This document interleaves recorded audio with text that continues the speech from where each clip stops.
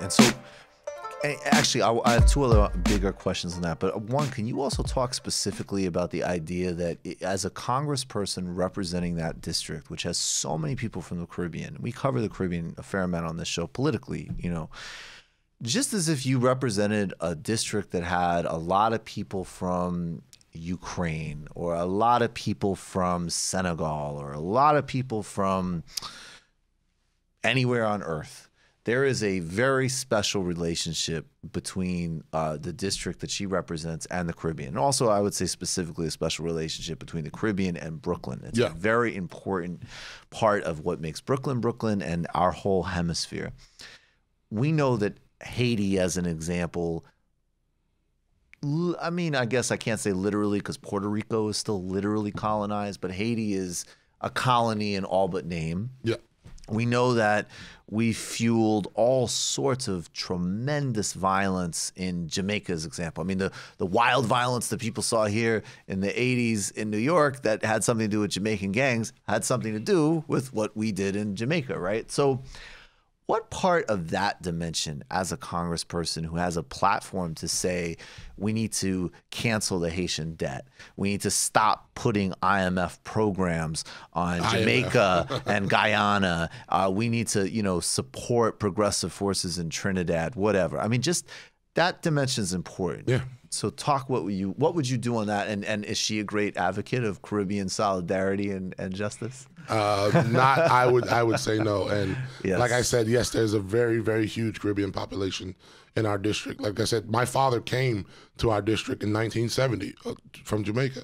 And yes, what you're talking about, Haiti is right off our southern shore, the poorest country in the Western Hemisphere. We could easily mobilize forces around the world to help Haiti, to provide relief for Haiti. Yes, we need to cancel the Haitian debt. We need to cancel Puerto Rico's debt. These are literally, Puerto Rico lives in this quasi-colony, you know, protectorate, whatever the hell. The people in Puerto Rico need self-determination. Either they're going to become the 51st state or they're going to have full autonomy on their own. We're going to cancel their debt and we're going to help them to move forward with the rest of the world. In the family of nations. We can do the same thing for Puerto Rico. And the IMF does nothing to help poor countries. The IMF extracts resources from poor countries. They set it up as, what the IMF try to do, in my opinion, is that they want to turn Haiti into another fantasy playground and push all the Haitians out of Haiti, so they flee to the surrounding islands.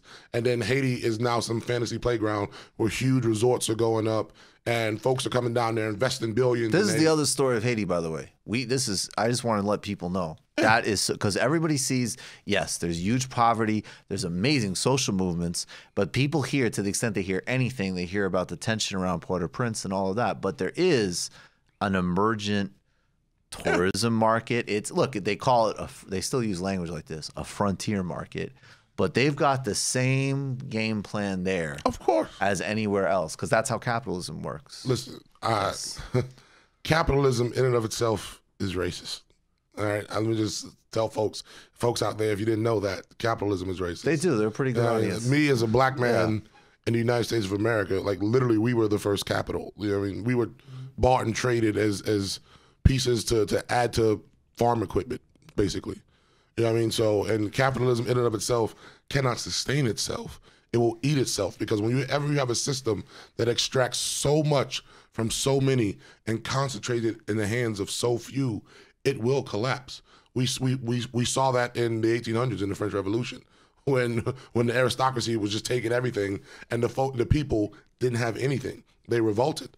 Now, I'm not calling for armed revolution, but we better wake up and understand that America in and of itself was founded on slavery, but our document is a democratic socialist document.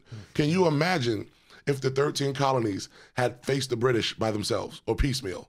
They had to pool all their resources, manpower, collective knowledge, tools, everything in order to stand up to the monarch, to the empire. And we won. And they did that because they came together. We have to do the same thing in this country, but we have to center all of our policies around poor people and working people and people of color and marginalized communities. Every policy we have, because the rich people don't need any more money. That's right. Jeff Bezos right now is worth $100 billion net worth.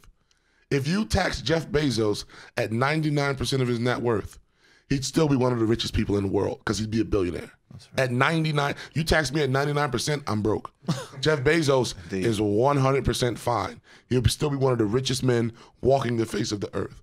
Why this man needs to go after more and more money, I do not know. Why we have politicians who keep giving corporate tax breaks, and we have to, if we're going to be critical of the R's, we have to be critical of the D's, because they vote for the same fossil fuel subsidies. They vote for the same bank bailouts. They vote for the same corporate crony capitalism that the R's vote for. Just the D's do it, but they smile in your face. The R's, you can tell, the Republicans, they're all about money. So they're easy to figure out. You know, Caesar said it's not the enemy at the gates that's the danger, because they come bearing a flag. Right. It's the enemy from within that you have to watch, because they smile in your face and they don't make themselves known. That's right. So that's one thing we have to. Yeah, Bill Clinton shows up and goes, I love Toni Morrison. All right, we're going to clean your neighborhood out now. How did you do Bill Clinton impersonation? I so love to hear your perspective, Isiah. Oh, your family's going to actually lose their house. That's mad Sorry. creepy, bro. That's mad creepy. What the hell? You just watched a Michael Brooks show video. Subscribe to get them all. Why wouldn't you? Don't be foolish. Click subscribe below and become a patron as well. Patreon.com/TMBS. Thanks, everybody.